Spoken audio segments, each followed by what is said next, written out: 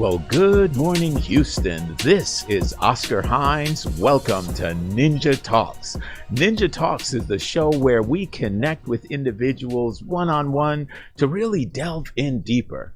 And of course, as is our custom, we always have fascinating guests and fascinating conversations. Welcome, Ms. Shawn Eaglin. How are you? I'm doing well. Thank you for having me on. Oh, it's a Super pleasure. excited. It's a pleasure. So I have to say that when we first met, we had a couple of really interesting conversations, Yes. and then we had another conversation. I thought, man, you've got all these layers. So with any luck Yes, today, we're yes. gonna peel back some of those layers a little bit. I'm ready to be transparent. I'm ready. Well, awesome, because not everyone gets to go one-on-one with the ninja. So this is on. Oh, Right? okay. Okay, so I'm honored. you know, I quite frankly, I am honored because I think you have a very varied and interesting, nuanced background. So tell us a little bit about you first, so we can roll into it. So first, hello moguls. And I call everyone I meet a mogul because everyone to me is a very important person. And that's the true definition of mogul. My name is Shawn Eaglin. Background is I'm a poli-sci grad from U of H. Go Cougars! All my Yes. Cougars out there. And so I've had an extensive career in the political world, the political arena. My last, I guess you can say, contract was with Lieutenant Janine Hughes, who she's a former candidate for sheriff of Fort Bend County. Amazing opportunity. It really, really was. And it was my first opportunity to actually manage a campaign. I've always worked as I guess either a manager or a coordinator or a director. So this was really, really a great feat for me. And she was wonderful to work with. Also, I'm a real estate agent. So I deal with investors, individuals who are looking to sell their properties and or, because sometimes they're doing both at the same time, Yes. purchase a property. That could be a piece of land, a home, a rental property, multifamily, so just the entire gambit. Yes. And then I have Mogul on the Move, acronym MOM, Mogul on the Move, and we'll deal into that. I love that. deeper. I Yes, love that. Mogul on the move. That is so cool. It rolls off the tongue beautifully. So there's a lot there. There's a lot going on. multifaceted, I would like to say. Yes. Yeah, I agree. Well, you know, I always love this analogy of a diamond because, you know, when a diamond is before a true, I guess, craftsman takes that diamond, right, and starts to create those facets, and then the facets start reflecting inside of reflections, and it creates these amazing, you know, prisms. And I have to say, and I'm going to sort of yell my partiality, but I love to see and talk to beautiful, strong African American women that are confident in all the different areas of their life. And we appreciate that. Yes. I can yes. speak for my other beautiful, strong African American women. Well, awesome. That's Well, appreciated. it is truly an honor. And so there's lots of layers. And I remembered having a conversation with a friend some time back, and she was very proud graduate of Texas Southern University and very, very strong, high-powered individual. And we were talking specifically about the perception that sometimes an African American woman has. And I remember having some conversations around that as well. So what you smiled when I said that. So what? Because if you recall, you and I had a bit of a conversation about that. Yes. So I will say, I don't know, we can't use foul language, huh? Yes, we can. Okay. So I've been called a bitch in the Okay. political world, right? Because I believe in standing for what I believe in standing for. And me getting into politics was to bring some integrity. And so this last campaign truly showed people that I actually esteemed. I saw some things behind the scene that really was shocking. And I was not going to go with the grain. I was going to go against the grain. And so I was called a bitch. But I'm fine with that, because as long as I feel like I can sleep at night with the decisions that I've made in whatever industry I'm dealing with at the moment, then that's fine. I will be labeled that. Not literally, whenever I meet someone, I'm going to speak. I'm smiling. I'm never ever unpleasant. So it's amazing to me that a man can stand for what they believe in, right? Regardless if I feel like it's right or wrong, and they're considered a strong man, a powerful man, you know, astute. But sometimes when women do that, then we're, you know, labeled. Right. Yeah. Now that was exactly where I was going to go, and that's where you took it.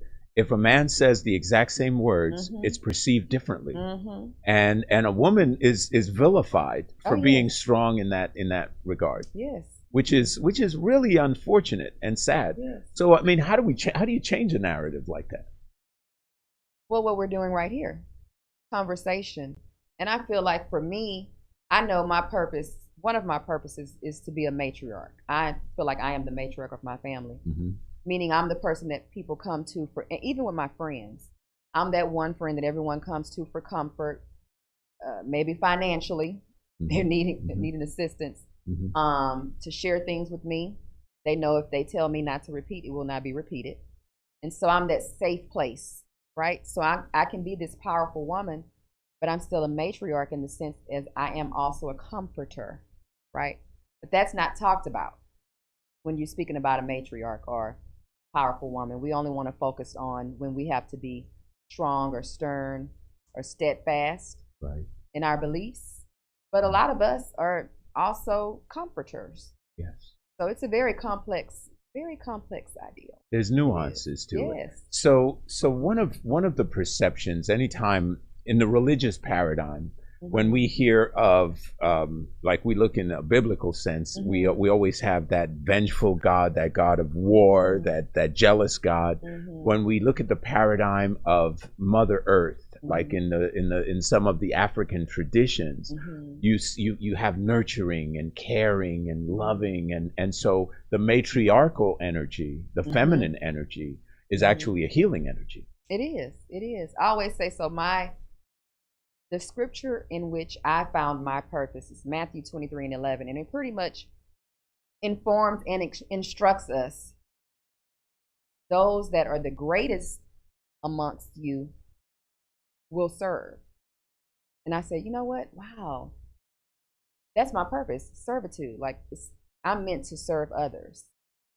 Sometimes I get paid. Yes. To serve others. Yes, that's right. But that is my purpose because, you know, people I come in contact with, I think you mentioned that to me too. Everyone has even as a younger adult and even as a child, you know, people are drawn to you. You have such a strong presence. You have such a powerful energy. Yes. And so the humble side of me, I guess, was drawn to that scripture, right? Yes. I may be perceived as this type of woman, but that means that I have even a greater purpose, right? And it's to serve others. So that how Mogul on the Move came about. Yes. Wow. Well, see that's pretty interesting, and we'll delve into the Mogul on the Move piece in a little later in a segment. But in this idea of service, you've actually had to really do some, I guess, what we'd call brand management when it comes to the political folks that you work with. That's not an easy task. Sometimes politicians like herding cats because they decided to get into politics because they were like, you know. It's funny because you say decided to get into. My candidate, this was her first campaign. Okay. She was fresh. Yes. Like this was newness to her. Yes. And this is the South, and she's from the East Coast. And so, you know, different regions, we communicate a little differently. Yes, we do. The reason why I decided to work with her, and it was funny, she was very persistent because I kept saying no. Like, no, I don't, you know. My last campaign was 2016 for a bond with Aldine ISD, and I was contracted.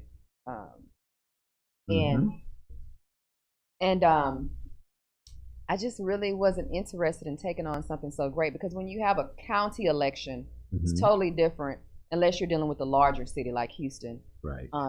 It is nonstop campaigning on the ground, grunt work, you know. So I knew it was going to be it's going to take over my life, pretty much, which is what it did. You to prepare to not have a social life Exactly. for a while, yeah. But she was such an amazing woman. I mean, her energy, she's pure at heart, extremely educated, okay? I mean, FBI graduate, extremely educated, commander. I couldn't say no. I had to, you know, it was like, okay, this is part of my purpose, part of my servitude. Yes. And so, but we did, we went back and forth regarding communication. You know, it's much different, you know, dealing with Southern men is much different. It is, because a East Coast person has a whole different energy about, it's like, so how's it going? So what are we doing? I remember when I went to, I was on the East Coast, it was funny, the guy, and I use the word guy a lot too, but said, how are yous doing? What are yous gonna do? I said, are you saying yous? Like, you know, the different cultures. Yeah, you got cultures. But we there's say y'all. I mean, people are like, what? Exactly. Well, the energy is a little bit different too, because East Coast people tend to interrupt each other in mid sentence a lot of times. You know, you're halfway through a sentence, and you're like, because they already get it, so they want to show you they got it, so they want to go to the next thing. And anytime I talk to my East Coast guys, I get that a lot, you know. So where I have friends, still great friends over there, like, I was going to call you. I thought I was going to call you. And then I said, do you realize how you sound right now? And then I have one female friend. She's like, my daughter. I'm going to get my daughter. And that's so just there. It's hysterical. You know, we all have our own little nuances. Slangs or, nuances. That's right. Or, So it's kind of funny, but there's a definite, what you're saying is that there's a definite difference in the mode of communication, and you were just alluding to, especially when it comes to Southern men. So what does that mean? The way Southern women usually will communicate with Southern men. So for me, you know, like we talked about prior, I was raised, I'm a 70s baby, right? And so I was raised, well, I guess I can't say whatever I want to say. You did tell me that, right? So, for example, my father, you know, I would bring him his house shoes, or when it was time to eat, and, you know, I would bring him his plate, whatever he needed, you know, servitude. But I found joy in it, right?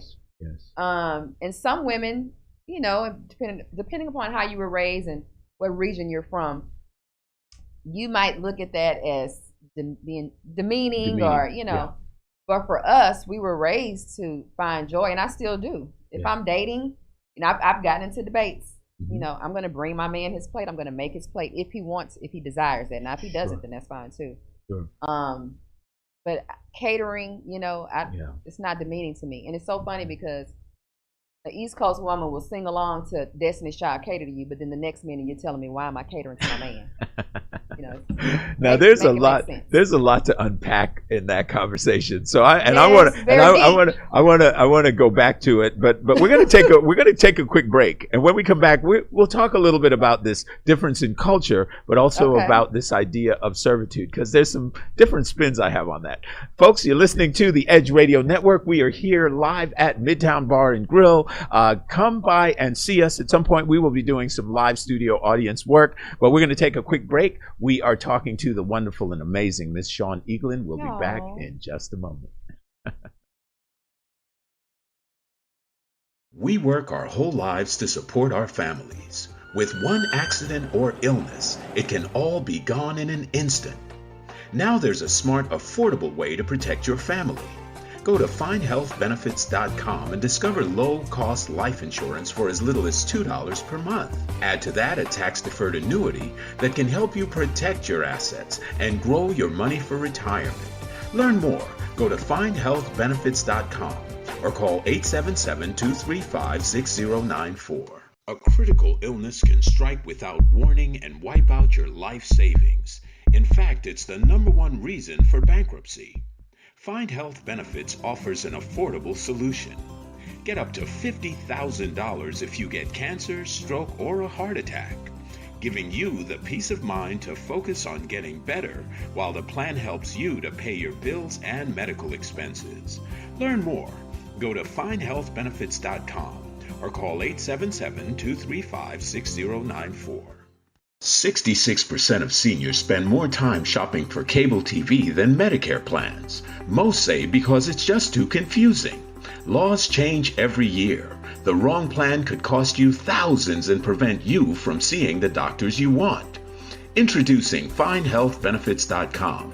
Save time, save money, see specialists without referrals. Go to FindHealthBenefits.com or call 877-235-6094 for this informative brochure. Society is on the edge. Let's bring them back. Edge Radio, because truth still matters.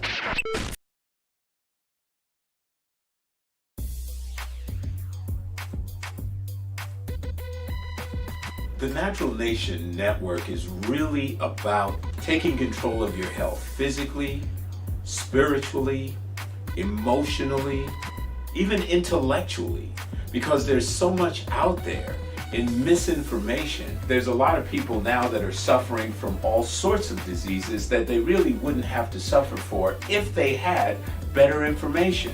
And that's what we're here to do. Provide information that can save lives. The mind and the body are totally connected. Health can be really serious, and sometimes we just have to lighten it up a little bit while we're still providing substantive information. And my sort of mantra on the salsa dance floor is kind of similar. I tell somebody, if you make a mistake twice, it becomes a move. Okay.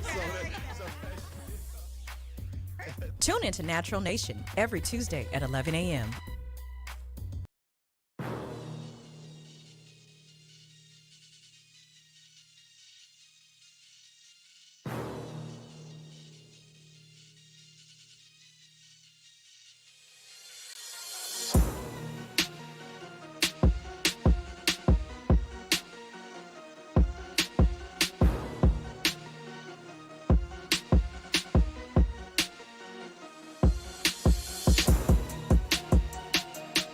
And we are back. You are listening to Ninja Talks, the show that really gets past those surface areas down into depth. And we are talking to the amazing Shawn Eaglin, and we were just before the break about to hit on a topic that some of you ladies out there might be, oh hell no. And that's okay. Do what's best for you, and I'm going to do what's best for me and my man. Okay. So for those just joining us now, you were saying that you derive pleasure in serving a plate and bringing a plate to your man, making him feel catered to. Yeah, making him feel honored. And once again, a lot has to do with how a woman or a man has been raised. Some men might not want you to bring them their plate. Hey, I was raised around older individuals, mm-hmm. and that's what we did, and we found joy in it. And so, to me, it's pleasure. And once again, like I said, that's what Cater to You, the song by Destiny's Child, is about. We jam to it, but a lot of us have an issue with you, and that's okay. It's whatever's best for you and your mate. Right. For me and mine, I will be catering to my man. Now, it's reciprocation. Now, that means he's already done his work. Yeah. So what is the reciprocity for you? It's me showing him that I appreciate him as a man. I honor him as a man. But how does he pay you back? Well, he's already done the work. What do you mean the work? So it's me paying him back. He's already provided chivalry. He's already, courted me. Okay. Right? Okay. And that never stops. Right? I don't believe, even when I do get married, let's send a prayer up. We're never going to stop courting, making that time, that quality time for each other. I definitely am a strong, once again, that goes to the old school in me. I'm not going to give you the milk before you purchase the cow. Yeah. So just making me feel special. And sometimes people go straight to monetary. It's not monetary. It's just the small things, Mm-hmm. Calling to check on me, asking me how my day went as well. Right? So what's your love language? Is that your love language? So my love language is everything except for affirmation. I don't need to be told that I'm beautiful. That mm-hmm. I need you to show me how you feel about me. It's action, mm-hmm.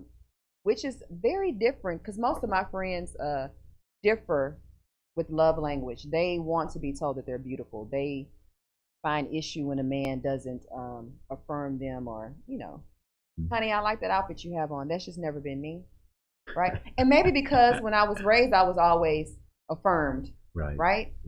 And so that's my reason why I'm thinking that I don't really need that, but I need the action, the affection, gifts, servitude. I can't remember the other one. So all of those except for affirmation. Touch is another one. Yeah, affection. Yeah. Definitely, I'm very affectionate. But I just don't need to be told. Now I do like to hear I love you. Sure. But I don't need to be told that my outfit is, oh, that's a beautiful outfit, or you look beautiful, or. So you won't say, do I look fat in this dress? No, that's not me. Women, guys get scared to death. They're like, what should I say right now? I'm not sure. Okay, so that's not me. No, that's not me. That's that could be unnerving for guys. Yeah, that's not me. That's not me. Well, it's interesting because the male brain and the female brain are very different, not just in the obvious ways, but also in the way we process information. Women are far more detail oriented, but you also are far more analytic. Like if I say, that's a beautiful dress. It's an interesting dress. If I said, let's say it's an interesting dress, you might say something like, what did he mean by interesting? What did that? Now I don't think the same. You won't. Yeah. Right. But I'm saying a lot of women will, and they'll analyze the hell out of it until it's like, okay, let it go. I'm not. No. Yeah. What I would go to is, if you say that to me, go ahead and say that. That's a really interesting dress. Oh, what do you like? Is it the design that you find interesting? Is it the pattern? That's where my mind goes. Yeah. Okay. Right? That's nice. Yeah. But I think it has to deal with security and insecurity. I just had a conversation with my love, my honey, and we were talking about the huge difference when dealing with someone who's secure within themselves and who has quite a few insecurities. Yeah. So because I'm secure with myself, I'm not automatically going to negative thought. Right. What do you mean by that? No, I'm not doing that. Because if you like it or not, I'm still wearing it. I'm looking good in it, regardless of what you may think. That's right. So my mindset is maybe a bit different. Nice. Well, it's an important distinction, because I think sometimes with individuals that have some insecurity issues, you may not know what those bumps in the road are. Some speed bumps are covered until you get to them. Yes. And then you're like, whoa, what just triggered that hot mess? What just happened? Yes. Yeah. What did I say? Oh, yeah. And that's a little unnerving, because you never know. Now, my personal philosophy with that is that I believe you need to go through the seasons together. I really do. Because I've done enough in the study of psychology to know that people are affected at different times throughout their year. We are more, you've heard of the Akkadian rhythms, the basically people wake at certain hours, go to sleep at certain hours, they acclimate to seasons. We're influenced by this environment far more than we would care to let on. And part of that process in being influenced in that environment is sort of understanding how you where you operate at your highest frequencies, those highest vibrational spaces. And I think in the context of a relationship, so let's say, for an example, and this is true, my dad died April 20th. So this was a very long time ago. This is 15, 16 years ago. But I was his caretaker. I took care of him right up until the last. And, we were close. We have other brothers and sisters, of course, still. All of us were very close. And it was sad to see that transition. Yeah. However, let's say that I'm in a relationship. Psychologically, right around April 15th, while I'm paying taxes, I might start showing signs of something that I don't even on a conscious level even realize. Yeah. And so we have those nuances throughout our we have seasons that we go through. Like some people will be over exuberant. It's Christmas. I love Christmas. This is the best holiday of the year. Others are like, man, I cannot stand this time of the year. All the commercialism, all this foolishness that you got to deal with, traffic everywhere. And so there's those different sort of acculturations, like you said, how you were raised, Mhm. but then what you ascribe importance to. And I think their moods are shifted a lot of times by things that they subconsciously don't even realize is going on. That's why I think it's a great importance to be in tune with your partner. Okay. So you mentioned your dad. Now, from conversation, if I'm in tune with my partner, say I met him in July, and so we've shared, backgrounds, we've shared different experiences, and so that I already know when his father, passed, right? When April comes around, if I'm truly in tune to him, then I'm not going to be on the defense.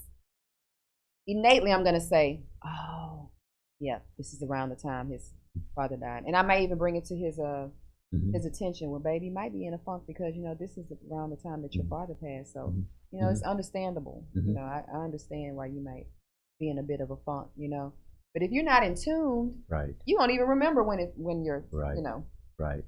significant others. That's a great. What you just said is exceptional. It is exceptional, and it's the kind of thing that a partner would really, really appreciate because of that tuning in. And I think it also brings up another aspect. Most guys, and I'm not going to say all, but I'm going to say most guys will not recognize that. Like they don't get that detail. And so women will get pissed off at that. Like he didn't even remember that this was this thing that happened to me or whatever. And so then he's in a doghouse for it. That could sometimes happen. Yeah, on the I opposite definitely side. agree with that. Yes, being in tune. Maybe I'm an exceptional woman then. Well, maybe you are. I'm not going, like, if I'm in tune with my partner, I might understand that, he has this business and then he has this career and he, I'm saying without saying, I'm trying to be careful and mindful. Sure. And respectful. But you know what? I would hope that I'm with someone who, if it's something that major, a death, or a birthday or anniversary, that they would be able to bring that to mind, right? And if not, then I would mention, as a woman, we're going to remember. Yeah. I would mention, and I would hope that he would be sensitive to the fact, But to me, it all goes back to being in tune. I think a lot of people are in relationships and marriages where they're truly just not in tune with their partner. Right. You're right. Okay, well, good stuff. Good stuff. We're talking to Sean Eaglin. And folks, this is Ninja Talks. We're going to take a break. When we come back, let's talk about Mogul on the Move. Very, very cool. So we'll take a break. We'll be back in just a few moments.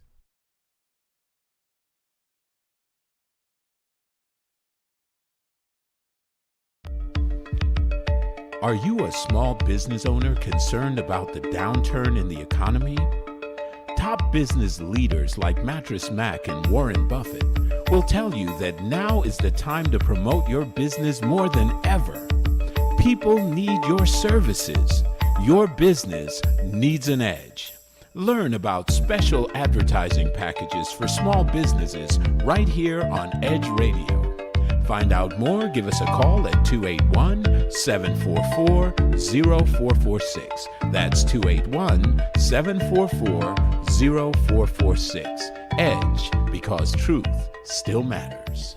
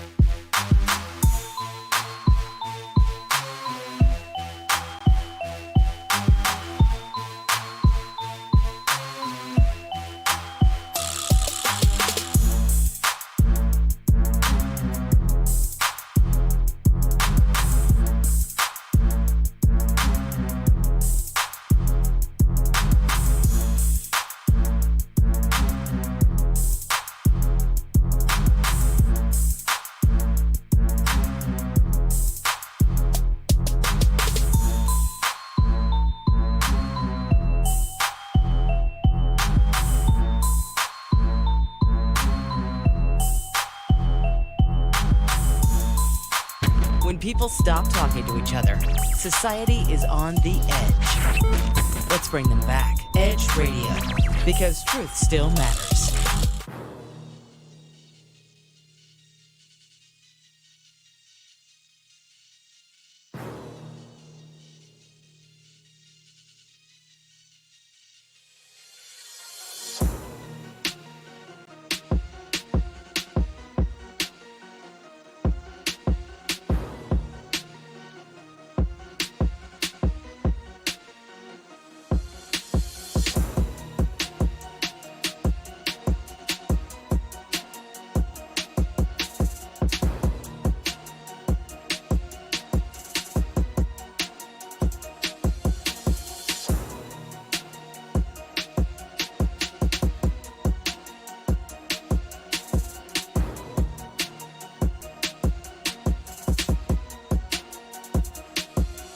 And we are back. This is Ninja Talks. My name is Oscar Hines. I am here with Sean Eaglin. We are talking about some different aspects, and one of the aspects that I'd like to really get back to is business and some of the things that you do inside that space. So, Mogul on the Move is a beautiful name. I love it. Names resonate with me. And then I like the acronym too. Yes. And MOM, of course, the acronym is MOM. And the amazing thing about being a mom, a mogul on the move, is that you don't actually have to have a child, right? A lot of women, and I've had this discussion a multitude of times, are moms or mogul on the moves, and they may be, say I'm a career-driven woman, and I'm constantly on the move. Or maybe I am a mother. I may even be a stay-at-home mom, but I'm constantly on the move, taking care of my household, even if I'm a single mother. Attending events with my child, or maybe I'm having to go to social events. Maybe I'm dealing with philanthropy. You do have a lot of stay-at-home moms that are working hard, sometimes harder than some people that are going off to work every day. Right. Or maybe I'm an entrepreneur, and I'm constantly on the move. So there's different aspects of being a mom, but that does not mean, the acronym MOM does not stand for I have a child. Yeah. You know, I'm a woman that's constantly on the move. Yes. So there's different dimensions, right, of everything you said. It's everything from either taking care of a child, managing your career, handling all these different nuances to your life. When you think about the obviously you've been around some very influential women over time, some powerful women, matriarchs that really help to sort of shape the strength of the woman that you become. When you think about these characteristics of someone who has to juggle all of these different, I like to not think of it as juggling. My analogy is plates. You know, those circus deals where you spin a plate because the one at the end starts to wobble. What characteristics do you have to effectively manage all of that? You have to be the ultimate multitasker. It is the ultimate multitasker. You may have one day that's just full of everything from planning to organizing to managing to dropping off, picking up, to sending out correspondence, to putting out a fire, to, I mean, it's just, I mean, so how do you do all of that well? Well, not all are called to be a multitasker, right? But if you are a mogul on the move, you have to, for me, I'll just use myself for an example. Speaking on behalf of myself, I definitely try to stay focused. I start off my days with my scripture. I have a scripture with certain family members, my brother, his wife, one of their children, and some other individuals in our family. We share scripture. Then I have my own apps that I use for prayer and for scripture, and I just feel empowered, right? So I'm starting off my day already feeling empowered instead of defeated. Some women, you may wake up and you're already depleted and defeated because you're thinking about all the different tasks you have to accomplish today. But when you start off feeling empowered, you're going to have a different attitude, and you're going to approach each situation, each task with a positive attitude, and you won't feel as defeated. To me, now that's just what I Sure. do, for myself. That's a great methodology, because it's really sounding like you're grounding yourself and That's a your great word. energy Yeah, that's in great. at the beginning. And folks, sometimes I always like to kind of put in context. There are different people have different paradigms. Mhm. So some people that may not be religious Mhm. might shut out what you just said, because they're like, I'm not praying to some God in a Bible. Well, maybe you or- might want to, do your yoga in the morning, Mhm. or just spend that quiet time with yourself to just, shut everything else out that's going on. Sometimes I'll share with my moguls, if I'm on my platform, social media platforms. Close your eyes, take a deep, deep breath, and just sit in the fact that you are here. What is your purpose? Sometimes just grounding yourself in complete silence and thought, right, can just change, your attitude for the day. Yes. Maybe it's just you don't have to, whatever your, religious belief or non-existent religious belief, just that quiet time with yourself to woosah. Yes, you know. yes. Well, I know that it is probably a too big a gap for a lot of people to jump when I say this. So it may be offensive to some, but there's a closer correlation than most people think to spirituality in a Judeo-Christian paradigm and spirituality from, let's say, an Eastern paradigm. Because if you're a Christian and you're praying to the Holy Spirit to help you have a good day, you could change that to, I'm praying to the universe, or I'm recognizing my own divinity. In an Eastern philosophy, you would say namaste. I acknowledge the God within you. So if I acknowledge that you are a divinity, does that make me a pagan? Because if we think about Genesis 1, where it says, God, let's make man in our image according to our likeness. And the hour had to represent some divinities or angels or whatever one would use. It was plural. It wasn't singular. But so I think when we start to meditate at the really deepest levels, and something you just said about breathing in, taking that deep breath, from a holistic standpoint, when one takes that deep breath in, you're sending a signal to your subconscious mind, to your parasympathetic nerve, to start to go out of fight or flight and to settle into your energy. And then when you start thinking about how you elevate your thoughts towards purpose, and you become very intent on purpose, it becomes a transformative experience. Yes, I agree. I remember when I was at the height of being a single parent and handling my kids and handling my business and raising these guys the best way I could. I had to have a surgery, and I didn't want to have it. It was a voluntary surgery. It was an emergency surgery, but I had a hernia at the time, and I had to get it handled, and I was scared to death. If something happens to me, what's going to happen to my kids? Yes, that's first thought. And so that was worrisome to me. But of course, the day before that, I lit candles. I went into deep meditation, probably more profound than I had ever done before. And I visualized this perfect, amazing outcome. Everything was going to go well. Everything was going to go wonderful. And the next day, I got there at 6:30 in the morning, and I was supposed to not be in surgery till 10 or 11. And apparently the 7 o'clock guy didn't show up. So they were like, okay, we're taking you right now. I was like, but I wasn't ready. But they took me in, and it went smoothly. But the bigger part of that process was that after that, about a week later, I was told I shouldn't be lifting anything for 3 weeks or whatever. And I was stubborn, but I decided I would drive to Florida by myself, which I never did.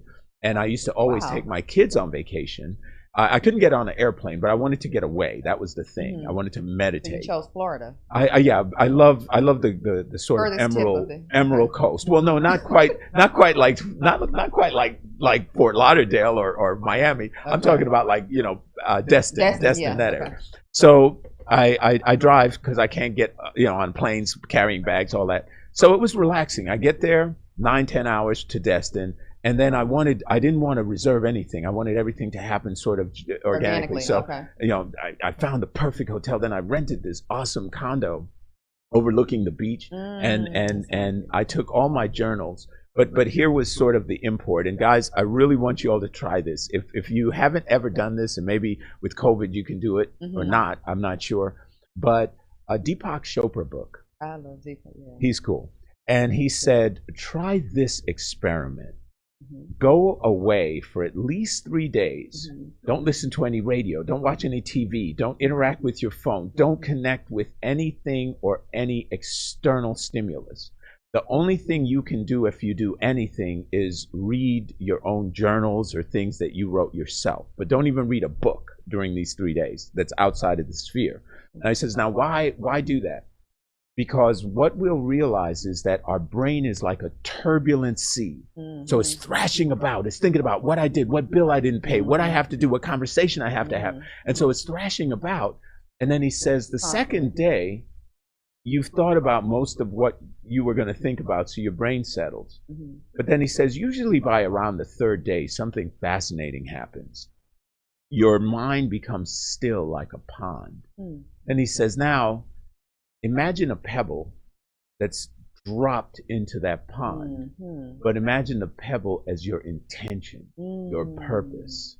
And when it drops into the pond, it resonates outwards, and that resonating is the energy frequencies in the universe that's helping you to actualize your vision.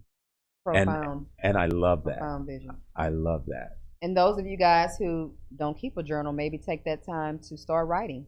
Yeah. Use that time to start writing down your thoughts and aspirations and, just different. I literally, and I don't know why, I started writing journals at 13. Oh, wow. Okay. So I have a chronicle. And what's interesting is that it's like a snapshot of where you are psychologically. And folks, most of us are fooled into this false notion that we're going to remember how this was. Okay, I went through a divorce. I'm going to remember how this was now because that was so frustrating and humiliating and I'll never let that happen and blah, blah, blah, blah. And then you really forget. And you rationalize it until you justify it and you marry the same asshole you married the first time.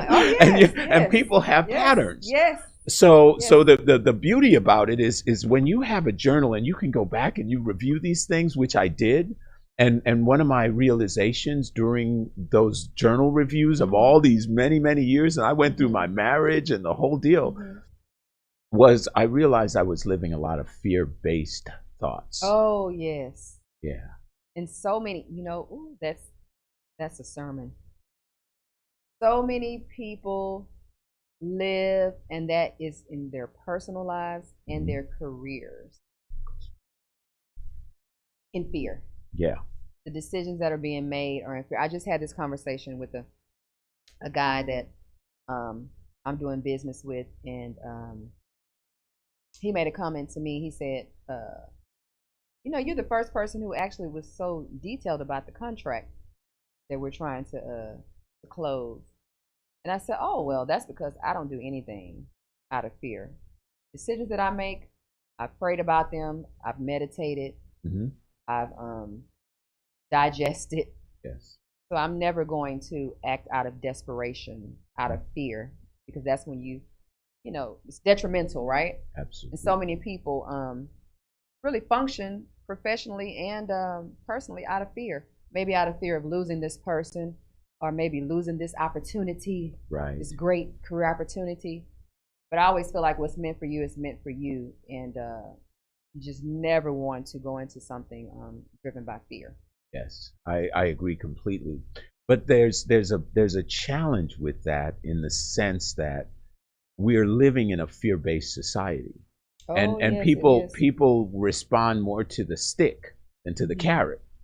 So in the context of what's happened in the last 6 months, we've seen a massive shift, first in our health and how we greet each other, and then in the way that we relate. When I see someone and I smile at them, they see my smile, I see their smile. That's the first communication. It's like, now you've got this mask on, so you've got to see their smile. Yeah, or not see their smile. That's right. That's true. You could not see their smile. But so the paradigm has shifted. But then there's also real people that are really dying. It's not just make believe. You know, there's a real pandemic. But then there's also this undercurrent where the manipulators of this system of things are using the narrative to scare people into behaviors, and that's troublesome to me. The notion of like I referenced in a video I produced about the Las Vegas shooter. Remember that Las Vegas shooter? Yes.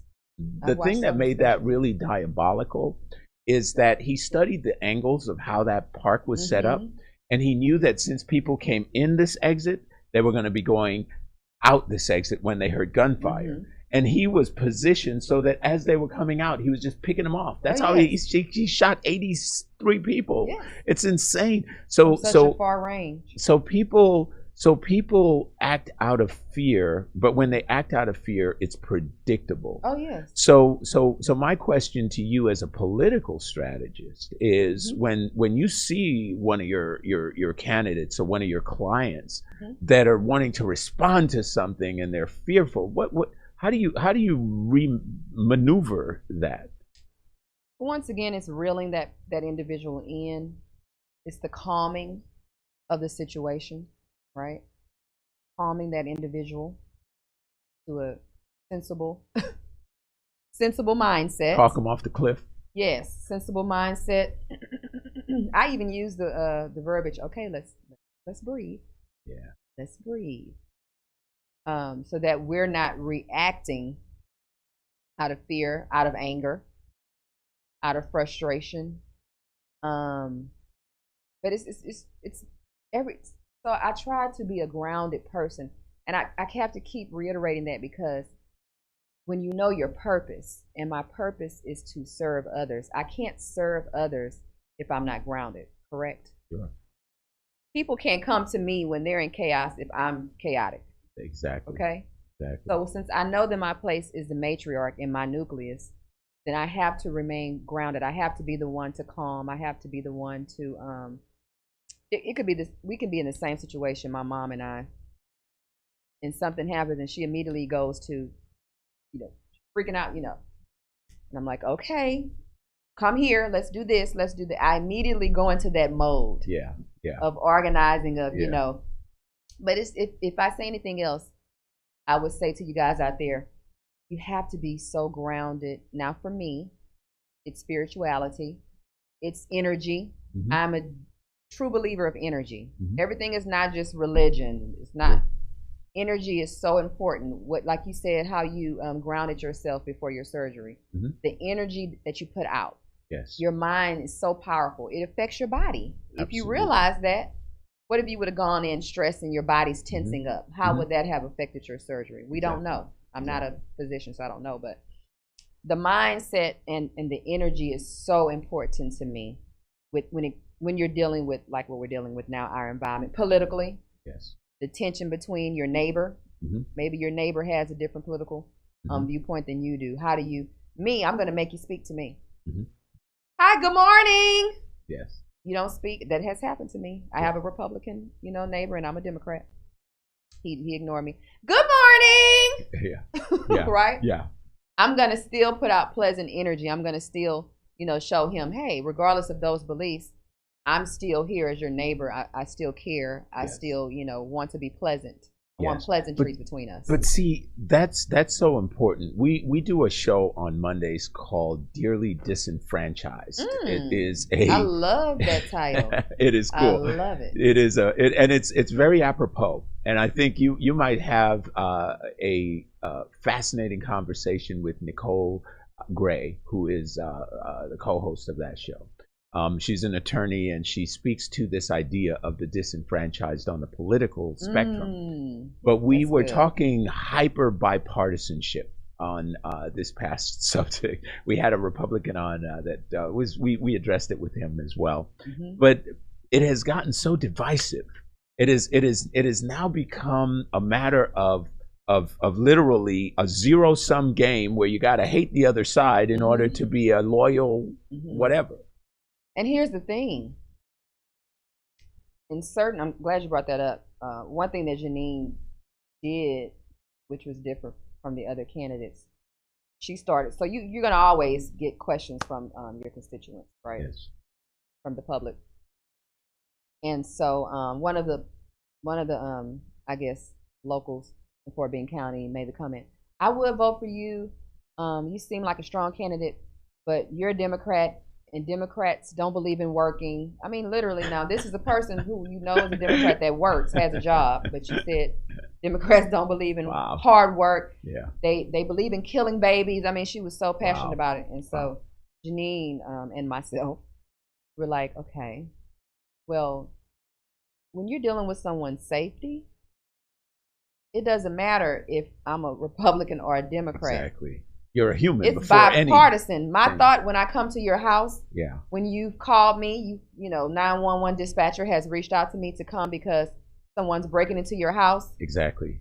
Your You're not political asking. party is Exactly. non-existent in my mindset. Yes. Some things have got to be bipartisan. Yeah. Yeah. Right? It's just, Yes. it is what it is. You're right. It, Yeah. You know. Well, you know, the thing that I guess disturbs me is I think at a very rudimentary level, I'm a humanist. I love people. I love human beings. I love relationships and interaction and enhancing But that's a rarity. communities. That's Gosh, a rarity. well, I wish it weren't. I know, I do too. I have one of my mentors, Sean, you want everyone to be, you know, so humble, and you want everyone to care so much. Everybody is not like you. Sure. And you know, you have to come to that realization. You can't expect everyone Absolutely. to have a deep love for others. That's true. But you know, to the degree that hopefully we exude that love, it'll resonate back at some level. I've found that there are people that I've treated with kindness that were not kind, and they found a place in their heart to be kind. And I would encourage those listening to us today to think about how you bring kindness to someone's life, how you show them the I would call it service-centered leadership, because you are providing that service, but you also a leader in that space. So this time has gone by very quickly. It did. Time It flies really when you're did. having great Yes. conversations. So tell folks how they can connect with Shawn Eagleman. So you can either call me at 832-865-0625. You can go to my website, www.mogulonthemove.com. You can find me on Instagram at mogulonthemove. Yes. And then Shawn Eagleman is my Facebook. Most of my time is spent on Instagram, where I communicate. You know. Yes. So yeah, definitely reach out if you have any questions regarding real estate, how you can serve someone else, or if you just want to communicate. It's fine with me. I'm open. Well, they're going to want to communicate because you're gorgeous and beautiful, and they're going to be like, "Hey, how you doing?" And you're going to say, "I am happily Yes, I am taken right now. So, guys, if you're calling for that reason, don't waste your time. Yes, don't waste your time. I'm going to send you prayer hands. Yeah, there you go. Awesome. Yeah. All right, folks. Well, you heard it live. And I want to thank you before I have to thank you for giving me this opportunity. I really do. I appreciate it. I feel honored, so I do want to thank you. Sure. Well, I've enjoyed this conversation, and you are a powerhouse, and it's exciting to watch how you move through the spaces that you occupy. So I'm loving Mogul on the Move, and I think that there's a lot of promise in the future with that. So we'll see how it develops here at Edge Radio. Yes. Exciting things in the works, so keep me uplifted. I need that good energy coming my way. Yes, absolutely. All right, folks, you have been listening to Ninja Talks here on Edge Radio. We are out today. We are going to go ahead and connect with Real Talk Real Estate at 11:30. So be sure to stay tuned for Real Talk Real Estate coming up, and right after that, Matchmaker Hotline. Thank you for joining us today, and stay connected. We'll talk soon.